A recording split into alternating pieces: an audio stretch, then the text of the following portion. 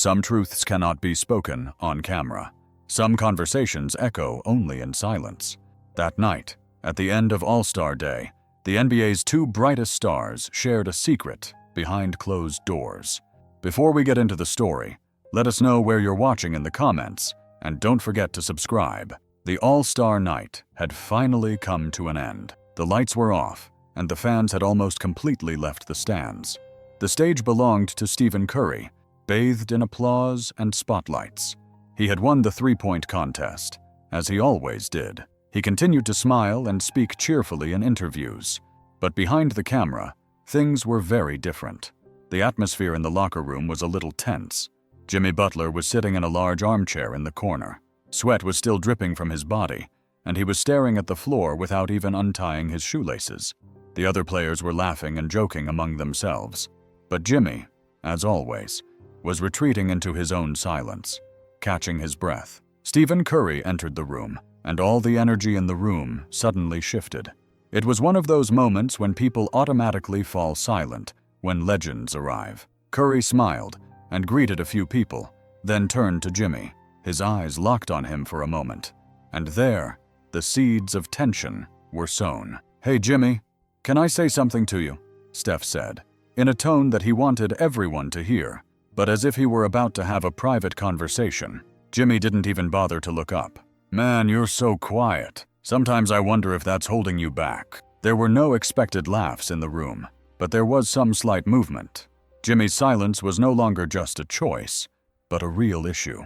But Jimmy didn't seem to want to answer at that moment. He calmly stood up. He turned to Steph and gave her a sharp look in the eyes. Then he quietly left the locker room. No facial expression, no gesture.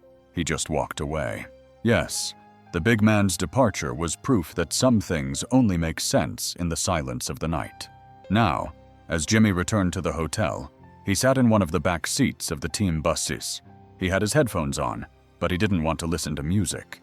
He just wanted to listen to himself. But Curry's voice kept echoing in his head. "Could this be holding you back from everything?" Jimmy never played for the cameras. That giant man had spent his childhood fighting alone. He remembered the night he cried in his mother's arms, his high school years when he felt excluded, the first games he was never chosen for. He was always very quiet, but this silence he had chosen was like a shield for him, and it was his only refuge. The next morning, there was a charity event attended by all the NBA players. This event was a secret breakfast attended only by elite names. But Jimmy didn't want to attend this event until he received a message. "My friend Jimmy, I'd be very happy if you could stop by. We didn't get to finish our conversation. SC." What came wasn't just a message. It felt like a test. Jimmy stared at his phone for a long time. His fingers kept going to the screen as if to type something, but he held back. He didn't even want to reply. He didn't, because this wasn't just a breakfast invitation.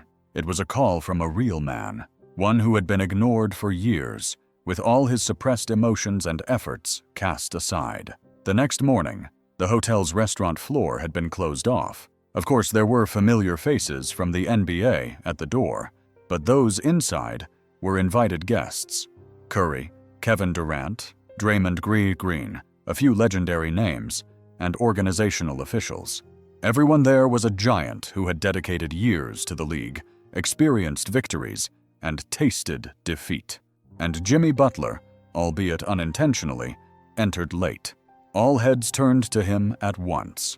Steph pointed to a chair. There was more curiosity than tension in his eyes. When Jimmy arrived, everyone's voices dropped slightly. A weight settled on the table for a moment. Steph looked him straight in the eye and got straight to the point. "Jimmy, my friend, I think what I said last night may have been misunderstood, but I had to be honest." Jimmy didn't respond. He just took a sip of his coffee. He remained calm, but his eyes seemed to be welling up. Steph continued, "You know, sharing the field with someone like you has always made me proud, but I've always wondered, why don't you talk more? Why don't you show yourself more? When you come right down to it, you're quiet on the field, but at the same time, you're like a silent storm." These words echoed in the ears of everyone at the table. Kevin nodded slightly. Draymond also looked away from Jimmy for a few seconds. Jimmy didn't say anything as usual, but something broke inside him. Or maybe the wound he had been hiding opened up. Perhaps for the first time, someone was trying to understand his silence. They weren't here to change him, but to understand him. After breakfast, people slowly began to disperse. Steph and Jimmy were left alone in a corner of the room. Steph turned to Jimmy and said, "There's something else I've always wondered about you. We've acted like we've known you so well all these years, but do we really know you? I'm really curious about that." Jimmy took a deep breath. "Do you really want to know?" Steph was caught off guard by the question. It was the first time Jimmy had spoken without putting up his guard. His voice didn't rise, but it carried a lot of weight. "On the contrary, my silence may be louder than your attempts to get attention, but you never listened to that silence," said Jimmy. "That's why I stopped talking." Steph paused for a moment and asked seriously, "Will you tell me now, my friend?" Jimmy smiled slightly for the first time, the corners of his lips curving upward. "Are you really going to listen?" At that moment, it was as if the walls of years were coming down for both of them. There were no cameras recording them. There was no social media. Just two men, two different characters, and two separate pasts. But perhaps, two quiet silences, leading to the same truth. Jimmy had begun to tell Steph his story, waking up to a morning without his mother, the high school team that no one chose him for, and then that first shot that no one understood.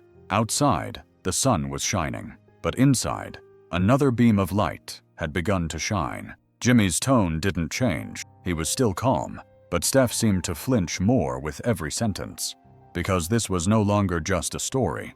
It was the suppressed cries of years gone by. Jimmy began, "When I was little, you know, I only had one pair of shoes. My mom never asked me where I was going in the morning, because I didn't matter to her. I wasn't going to school. I was going to survive." Steph's hand froze on her coffee cup.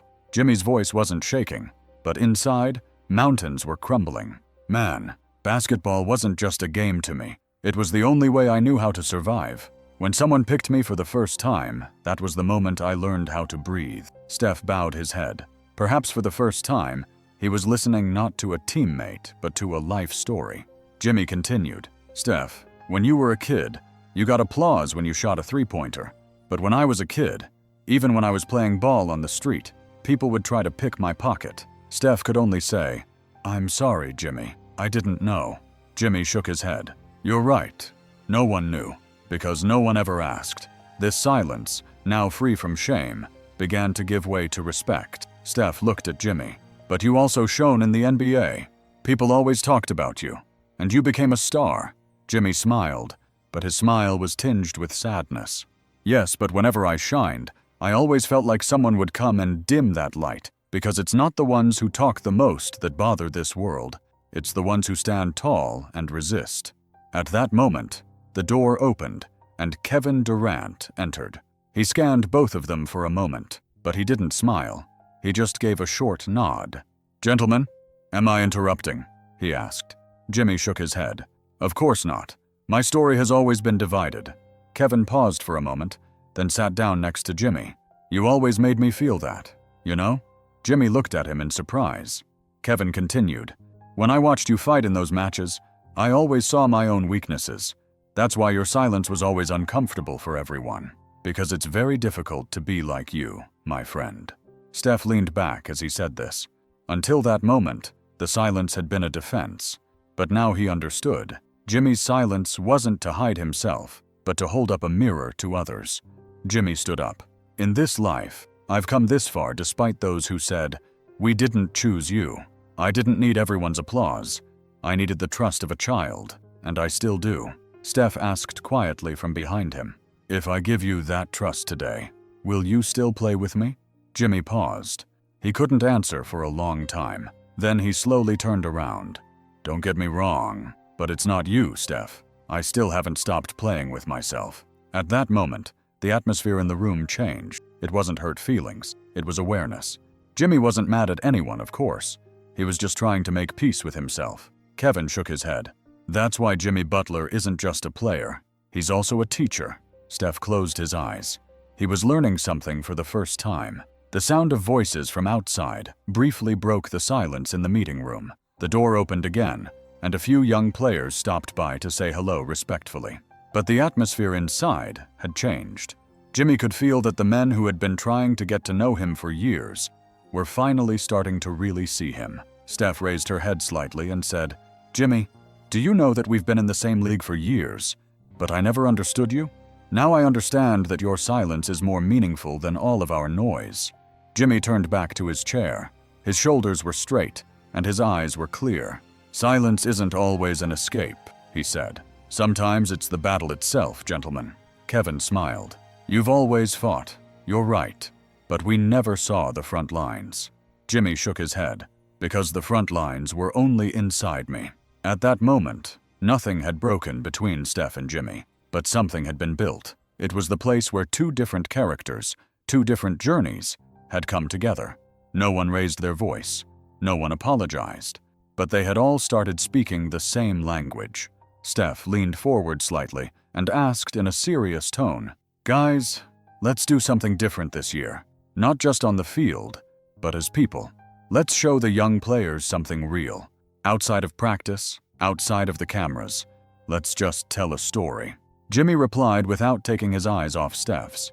"If we're going to do this, we have to start in the right place, guys. We have to start where we are, not where we appear to be." Steph nodded. "Where do you think that is?" Jimmy stood up. "In the shadows, of course."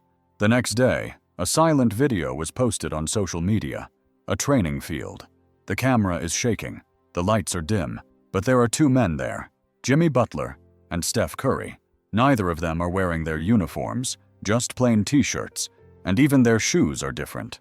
They pass the ball to each other. They run, but they just stay silent. And the following sentence appears on the screen. "Some stories aren't written on the court. Some start in silence." The video went viral. But what people talked about most was Jimmy's look at the end. He wasn't looking at the camera, but at the sky. It was as if a weight had been lifted from his shoulders. It was as if the child inside him was breathing for the first time. Kevin Durant said in an interview, "After listening to Jimmy's story, we all had to be silent, because he said a lot without saying anything." Steph said something else. "I knew how to shoot three-pointers very well, but Jimmy taught me to stop sometimes." And that evening, everyone in the NBA studios was talking about one thing. Has Jimmy Butler changed? Of course not. Just the whole world had noticed him again. But Jimmy hadn't actually done anything. He hadn't shouted or shed any tears.